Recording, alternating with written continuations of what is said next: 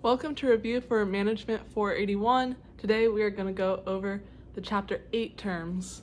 We have quite a lot of them, so I'll be maybe slightly more brief than in the past. Our first term is backward vertical integration.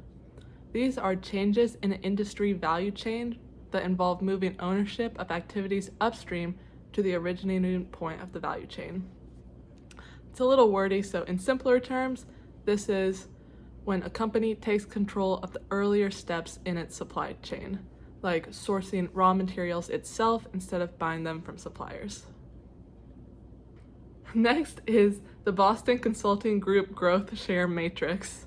Not making this up, this is how long this term is. The shorter is BCG Growth, Boston Consulting Group. So this is a corporate planning tool in which the corporation is viewed as a portfolio of business units, which are represented graphically along market share and the speed of market growth. So this is also a little wordy. Let's ask our friend to give us a simpler version. This is a business tool that helps a company decide where to invest by looking at its businesses on a chart. So it shows its market share and its market growth. So the BCG says, should I invest in this business? Conglomerate. This is a company that combines two or more strategic business units under one overarching corporation.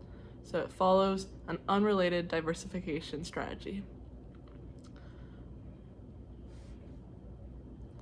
Core competence matrix or market matrix. This is a framework to guide corporate diversification strategy by analyzing the possible combinations of existing or new core competencies in existing markets.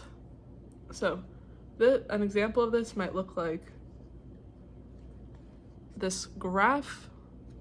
Let's see if you can see this. As you can see, you have like existing, new, existing, new. So it helps consider like possible adjustments to the business. Next is corporate strategy. This is the decisions that senior management makes to gain and sustain a competitive advantage. So corporate, like I guess the highest level it's referring to. Credible commitment. This is a long-term strategic decision that is both difficult and costly to reverse. We learned about this a little bit 2 chapters ago. Basically, it's when you're about to like hire 20 new people or build a new building or something that is a big commitment, hence the name. Diversification. This is an increase in the variety of products and services a firm offers. So Apple has done a lot of diversification since it first was founded. Now there's like iPhone, iPad, computer, iPod, iTouch, I don't know. There's so many products. So diversification is basically bringing in a bunch of different products. Diversification discount. This is the situation in which the stock price of highly diversified firms is valued at less than the sum of their individual business units.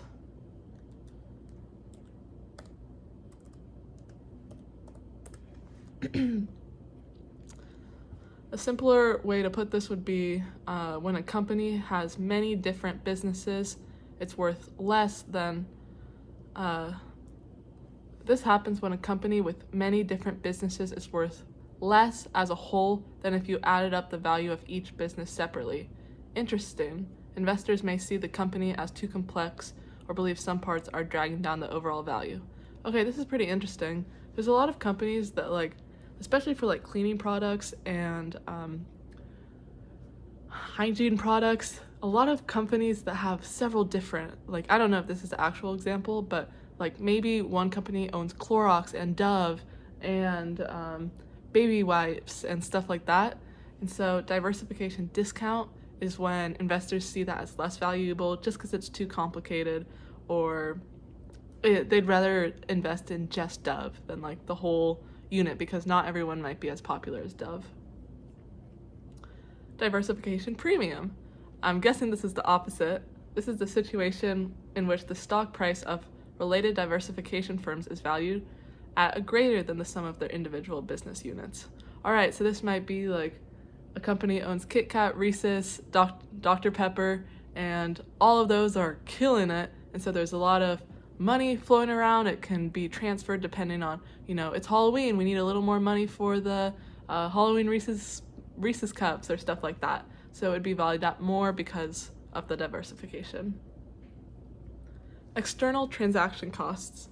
This are costs of searching for a firm or individual with whom to contract, then negotiating, monitoring, and enforcing the contract. So external transaction costs aren't necessarily like your costs of business when making products or what you might assume would be business. It's like seeking who do I actually choose for my supplier. That takes time, and you usually have to hire someone to help you find, unless you want to do all the work, you'll need help with the business. So that is an external transaction cost. Forward vertical integration. This is changes in the industry value chain that involve moving ownership of activities closer to the end point of the value chain. So this is the opposite of as backward vertical integration chain. Backward, it's like moving it more closer to, I guess, the supplier, like you as a business, making, I guess my mind goes to if you're making jams and jellies, like in Despicable Me. If you were doing a backward vertical integration, you'd make it in the laboratory, but if you're doing it forward, you would outsource it. It's getting it a little away from you, if that makes sense. Franchising. This is a long-term contract in which a franchisor grants a franchisee the right to use the trademark. So I remember for a while when growing up, everyone used to say Subway was the number one franchise because there were the most Subways in the world.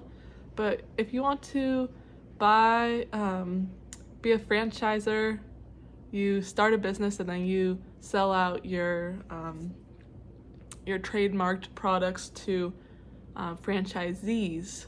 So if I came up with Starbucks, I'd be the franchisor, and then I would be like, okay, who wants future franchisees, would you like to start your own Starbucks? So that's what franchising is. Geographic diversification strategy. This is basically where firms operate in several different countries to gain a competitive advantage. Hold up problem. Hold up, let's see what it's about to say. This occurs when it is mutually beneficial for two parties to cooperate, but one party may withhold cooperation because it does not want to give the other party increased bargaining power. Fascinating. This might be a monopoly where you're wanting to trade with someone and they're willing, and it actually would be a good trade, but then if you trade with them, this is giving them more bargaining power to maybe trade with other people, so that would be a hold-up problem. Industry value chain. This is a depiction of, let's ask our friend to put this in simple terms.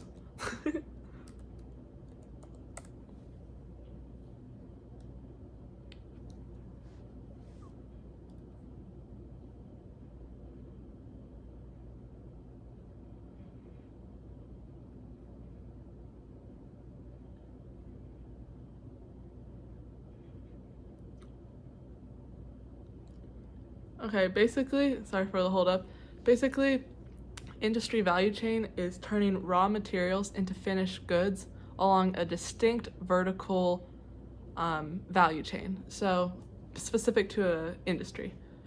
So industry value chain for producing soccer cleats might be get the kangaroos, skin the kangaroos, turn the leather waterproof, turn it wearable, put in laces, put in studs.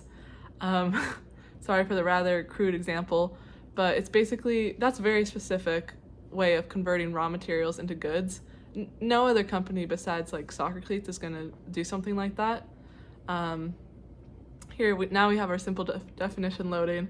This shows how raw materials turn into finished products through different steps, with each step being its own industry where different companies compete. Fascinating. Okay, so what I'm getting from that is it's a little like what we were talking about, but it's more so there's an overarching product like soccer cleats, and one industry is competing, the kangaroo farmers, and then another one is the people who source the studs, and there's mini industries. Okay, pardon, sorry, the first definition was a little slightly off. So industry value chain is a bunch of mini industries when creating a product. Okay, that makes a little more sense. Information asymmetry. So asymmetry, like when things aren't symmetrical, like mirrored, it's a situation in which one party possesses private information and is therefore more informed than another.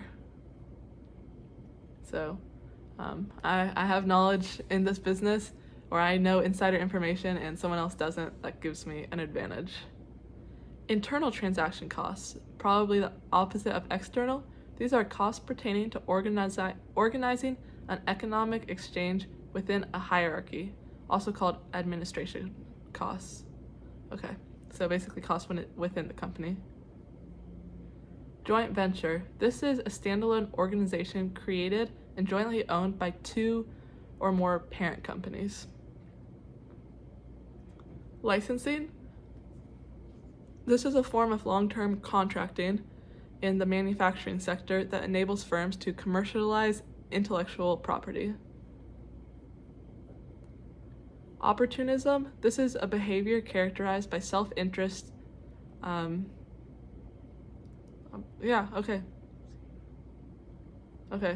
Basically seeking self-interest, not necessarily bad when it comes to business. Principal agent problem. This is a situation in which an agent performs activities on behalf of a principal agent problem.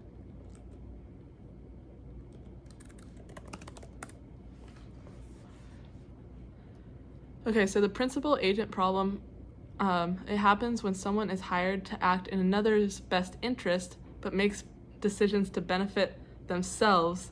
Oh shoot, that's so bad. Let's see. Give me 1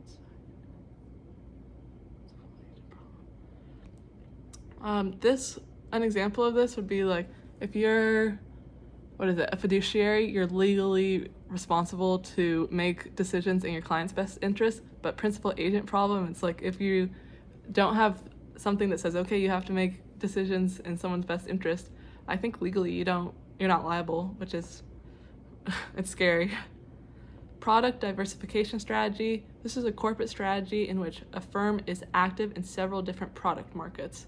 So if I was a business, but I was active in the candy business, the retail business, different industries, this would be product diversification strategy.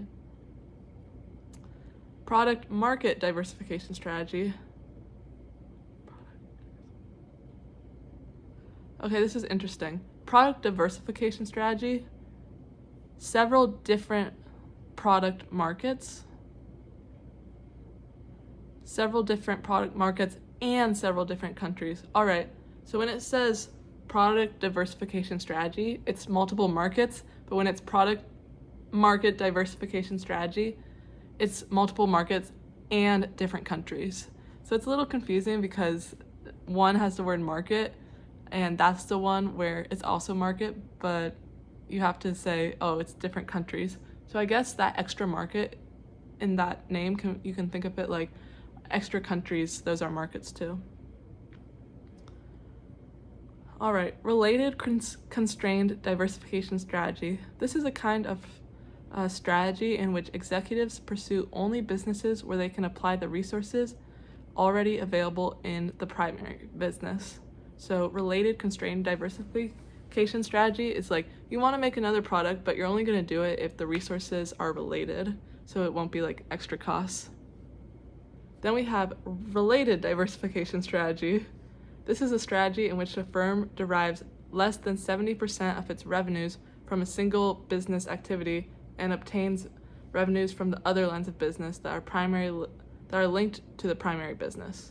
So related constrained, it's like you have a constraint, I'm only going to do it if it's related to my business, where related diversification strategy is basically most of your income is coming from this one business, but a little from the side of things are related. So I think of the Dallas Cowboys, most of the money comes from football ticket sales, but when you have the Dallas Cowgirls, like the cheerleaders, that's related. It's linked to your primary business, and it brings in a little extra money. Related linked diversification strategy. Y'all, I would hit the Quizlet for this one. So many of the terms are similar, but I hope this is helpful so far. So let's keep pushing about 10 more terms. Related linked diversification strategy is a kind of strategy in which less than 70% of the firm's revenue come from a single business. So it's the opposite of the last one. When it's related, then it's more than 70, and when it's related linked, it's less than 70. Restructuring. This is the process of reorganizing business units and activities. Specialized assets. These are unique assets with high opportunity cost. They have significantly more value in their intended use than in their next best use. They come in 3 types: site specificity, physical asset specificity, and human asset specificity. Basically, they're assets, and if you don't use them for their intended use, the opportunity cost is going to be rough. So it's like if you have someone who's super good at chemistry, and you hire them to I don't know, clean the chalkboards.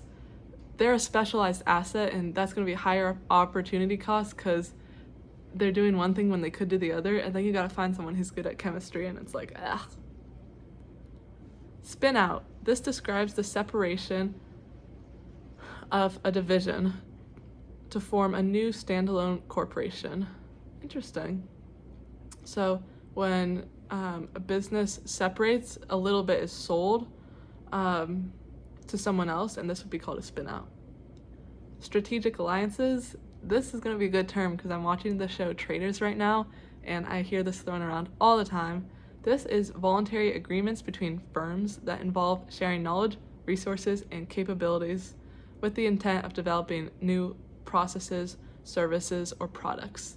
So in Traders, there's many strategic alliances. They share knowledge, they share resources, honestly, like shields and protection, and they share capabilities, like when they help each other in challenges.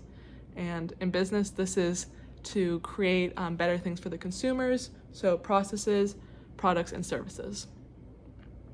Next is strategic outsourcing. This is moving one or more internal value chain outside the firm's boundaries. So basically, if I was making those jams and I'll make the jam, but I'm gonna outsource the jars. I would outsource it to somewhere where I would get it cheaper than making it. This would be strategic outsourcing. Next is taper integration. This is a way of orchestrating value activities in which a firm is backwardly integrated but also relies on outside market firms for some of its supplies. Whew. Let's ask our friend. This means a company does some of its supply chain work itself, but still depends on others outside. Taper integration. Okay, let's ask why it's called that.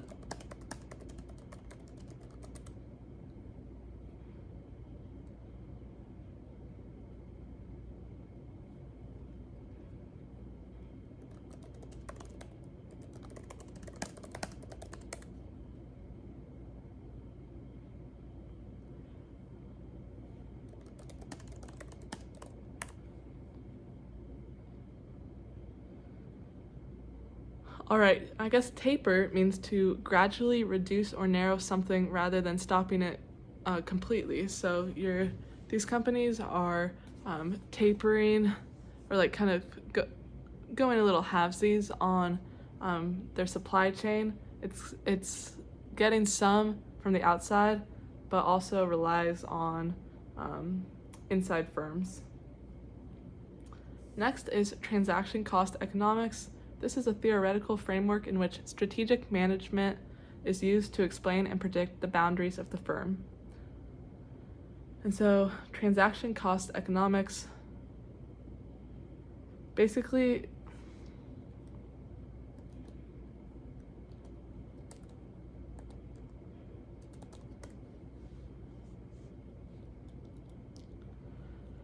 it helps companies decide whether to do things in-house or outsourcing by comparing the costs and risks of each option. So that is transaction cost economics. Are we going to do transactions all within or outsource? Transaction costs. These are internal and external costs associated with economic exchange, whether in a firm or outside in markets. So this is like shipping and handling, taxes, all costs associated with transactions. All right, 3 more terms, we got it. We have unrelated diversification strategy. This is a corporate strategy in which a firm derives less than 70% of its revenue from a single business, and there are few, if any, linkages among its businesses. So it's not having, like that Dallas Cowboys and Girls example, it's not really linked to a bunch of other businesses. I don't know where else it would derive its revenue from.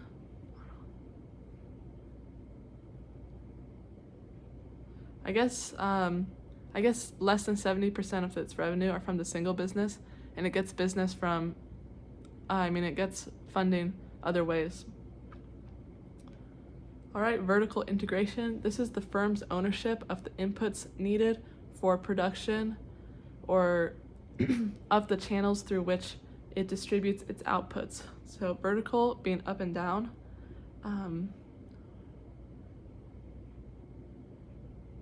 So how much does the firm own what it puts in for production?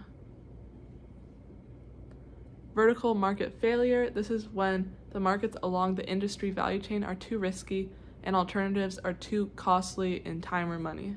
So you're probably going to have to shut down business if you can't get to a point where you're low risk, low cost. I hope this was helpful. Out of all of them, I've been the least strong on these terms, so thanks for bearing with me. Maybe study a little on your own, and best of luck.